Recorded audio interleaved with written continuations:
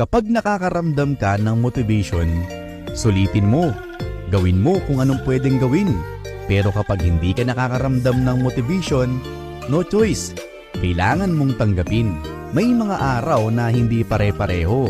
Sa mga magagandang araw, kapag nakakaramdam ka ng motivation ng kahit nakaupo ka lang, samantalahin mo ang pagkakataon. Hayaan mo ang nararamdaman mong enerhiya ang magmaneho para magawa mo ang mga bagay-bagay. Sa mga araw naman na hindi maganda, maging mahinahon ka. Okay lang na magdahan-dahan. Tanggapin mo na wala ka talagang maramdaman ng motivation at bigyan mo ng pagmamahal ang sarili mo.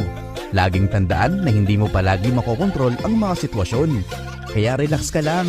Huwag ka masyadong seryoso.